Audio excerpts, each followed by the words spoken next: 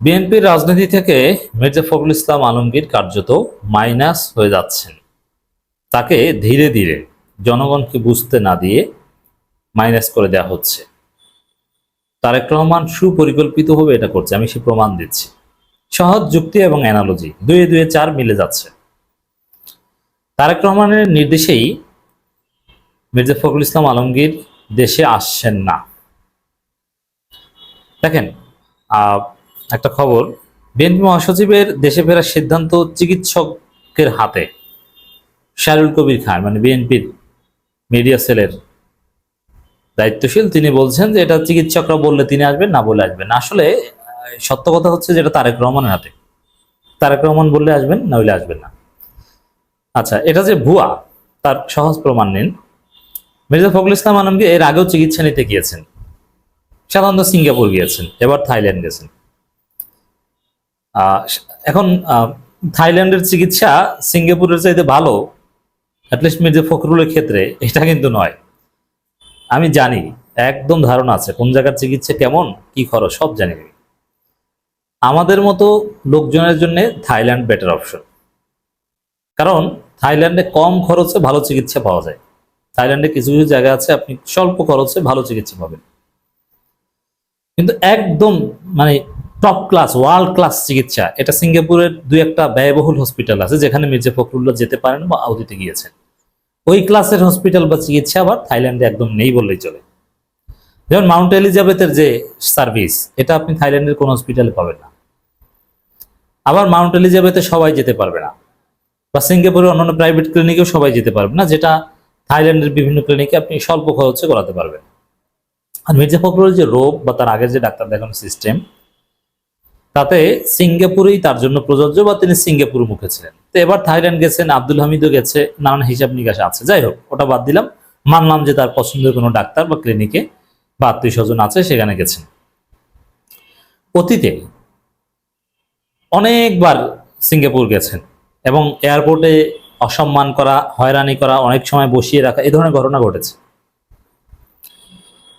আমরা দেখেছি যে মির্জা ফখরুল সেখানে থাকা অবস্থায়ও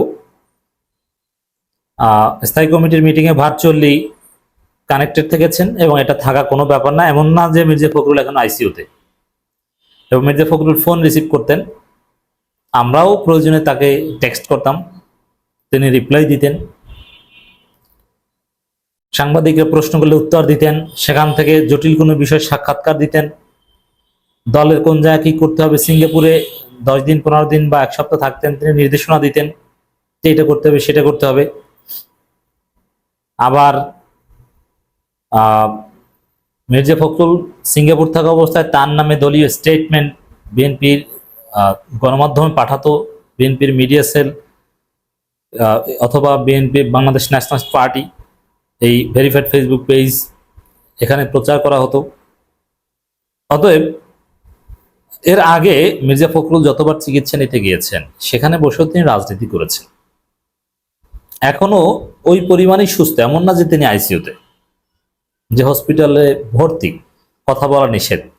তিনি আত্মীয় স্বজনের সাথে, বন্ধু বান্ধবের সাথে কথা বলেন, জাস্ট ফোনে কথা বলা, সাক্ষাৎকার দেওয়া, রিপ্লাই, এটা তিনি পারেন। কিন্তু একদম কিছু করছেন না, করতে দেওয়া হচ্ছে না। মানে বিএনপির রাজনীতিতে এখন মির্জা ফখরুল একদম অপ্রাসঙ্গিক। মূলত দেশে থাকতেই মির্জা ফখরুলকে এই সিগন্যাল তারেক রহমান দিয়ে দিয়েছিল। মির্জা ফখরুল বলেছিলেন যে এই আগামী নির্বাচনই আমার শেষ নির্বাচন, এবং তারপরে আস্তে আস্তে আস্তে আস্তে একদম নাই হয়ে গেছে। এখন সাংবাদিকরাও মির্জা ফখরুলকে কিছু জিজ্ঞেস করে না, তাকে ফোন দেয় না যে স্যার আপনার ফোন খোলা কিনা, ট্রাই করে না।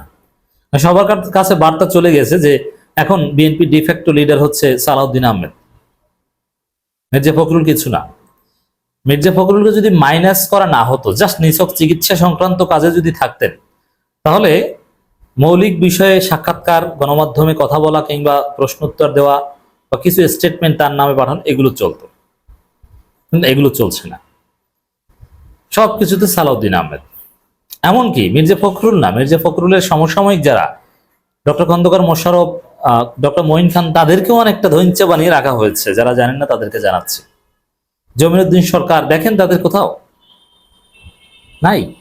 মানে যারা পিওর ভারতপন্থী না, তারা চুপচাপ। হ্যাঁ, ভারতপন্থী মির্জা ফখরুলকেও চুপ করিয়ে রাখা হয়েছে, কারণ একটা বিষয়, তারেক রহমান সিদ্ধান্ত নিয়েছেন, এদের তো কোনো গণতন্ত্র নেই, এদের এই ডেলিগেটদের ভোট কাউন্সিল এগুলো লাগে না। তারেক রহমান যাকে চাইবেন তিনি নেতা, এটা বিএনপি স্বীকার করে, এটা গোপন কিছু না যে তারেক রহমান নেতা বানিয়েছেন, নেতা বানাবেন তারেক রহমান, সিদ্ধান্ত নেবে তারেক রহমান, তারেক রহমানের সিদ্ধান্তই ফাইনাল, কাউন্সিলের সিদ্ধান্ত ফাইনাল, এসব কথা কিন্তু কেউ বলে না। যেমন ছাত্র দলের যিনি সভাপতি সেক্রেটারি হন, তিনি সর্বপ্রথম বলেন যে তারেক রহমান আমাকে নেতা বানিয়েছে, অন্য কোনো পদ্ধতিতে নেতা হয়েছেন একথা কিন্তু তিনি বলেন না বা বলার সুযোগ নেই। মানে এটা যে পরিবারতন্ত্র, এক ব্যক্তির ইচ্ছা, এটা যে আরেকটা স্বৈরতন্ত্র, এটা বিএনপি স্বীকার করে। তো দর্শক, তারেক রহমান সিদ্ধান্ত নিয়েছে যে তার সাবেক গৃহ শিক্ষক সালাউদ্দিন আহমেদকে মহাসচিব বানাবে, বা ভারত এই অ্যাসাইনমেন্ট দিয়ে দিয়েছে। এখন মির্জা ফখরুল সুস্থ থাকতে তাকে বাদ দেওয়াটাও আবার দৃষ্টিকটু, কারণ মির্জা ফখরুল দুঃসময়ের মহাসচিব, দীর্ঘদিন দলকে ধরে রেখেছেন, সবচেয়ে কঠিন সময়ে মির্জা ফখরুল মহাসচিব ছিলেন। আর উন্নত বিলাসী জীবনযাপন করে সালাউদ্দিন আহমেদ এখন দেশে এসে মহাসচিব হবেন, এটা একটু অবমাননা কর না? যেহেতু শারীরিক সক্ষমতা রাখেন মির্জা ফখরুল, এতদিন পারলে এখন কেন পারবেন না? আওয়ামী দুঃসময় যদি দল চালাতে পারেন মহাসচিব হিসেবে, এখন কেন পারবেন না? এজন্যে তাকে আনুষ্ঠানিকভাবে সরিয়ে দেওয়াটা দুঃখজনক। এই জায়গাটা থেকে তারেক রহমান কৌশল করছে না, তাকে আনুষ্ঠানিকভাবে সরিয়ে দেওয়া যাবে না, সিস্টেমে চিকিৎসার নামে বিদেশে যে থাকুক, রেস্ট নিক, রাজনীতিতে নাক গলানোর দরকার নেই। এদিকে সালাউদ্দিন আহমেদ পুরোপুরি এস্টাবলিশড হোক, মিডিয়া সবার কাছে ক্লিয়ার হোক যে না, নেতা এখন সালাউদ্দিন আহমেদ। তারপরে এক ফাঁকে মির্জা ফখরুল দেশে এসে ঘরে ঘুমাবেন আর মাঝে মাঝে প্রোগ্রামে যাবেন।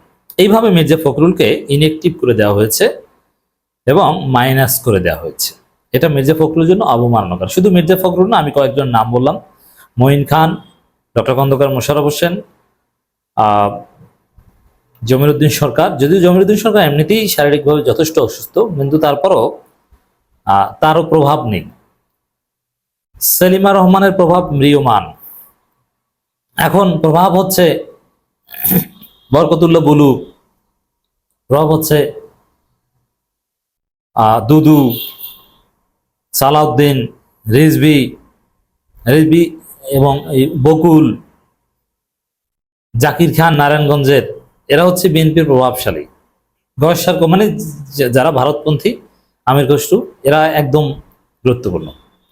আর যারা মার্কিনপন্থী বা চীনপন্থী দুই একজন আছে, তাদেরকে সাইডলাইনে পাঠিয়ে দেওয়া হয়েছে। যদিও ভারতপন্থী ফখরুলকে সাইডলাইনে পাঠিয়ে দেওয়া হয়েছে সালাউদ্দিনের রিপ্লেসমেন্ট তৈরি করার একটা প্রক্রিয়ার অংশ হিসাবে। চোখের চিকিৎসা করাতে থাইল্যান্ডের রাজধানী ব্যাংককে অবস্থান করছেন বিএনপি মহাসচিব মির্জা ফখরুল ইসলাম আলমগীর। গত 13 মে সস্ত্রীক থাইল্যান্ডের উদ্দেশ্যে ঢাকা ছাড়েন তিনি। এখনো তিনি সেখানে চিকিৎসাধীন। তার দেশে ফেরা বিষয়ে চিকিৎসকের পরামর্শের উপর নির্ভর করছে। এগুলো কিছু না, ওটা তারেক রহমানের পরামর্শের উপর নির্ভর করছে। জনগণের কিছু মন্তব্য শোনাই। জনগণ দেখেন বিএনপি কোন পর্যায়ে গেছে। যদি এই মন্তব্যগুলো আমি সমর্থন করি না, আগে জেনে নিই, আপনাদেরকে জানিয়ে রাখি, তারপরও বলছি। একজন লিখছেন, না ফেরার জন্য সবার কাছে দোয়া চাই, নির্বাচন না দিলে উনি ফিরবেন না। ভুল বলেন, আল্লাহর হাতে, চিকিৎসকের হাতে না। যদি নির্বাচনের তফসিল ঘোষণা করে তাহলে উনি কেমন করবেন? তাহলে নাকি দৌড়িয়ে আসবেন, তখন চোখ এমনিতেই ভালো হয়ে যাবে, অনেকে বলছেন। না, আসুন স্যার, এরা দেশে আসলেই অশান্তি, নতুন নাটক সালাউদ্দিন মহাসচিব, এটা হচ্ছে আসল মন্তব্য।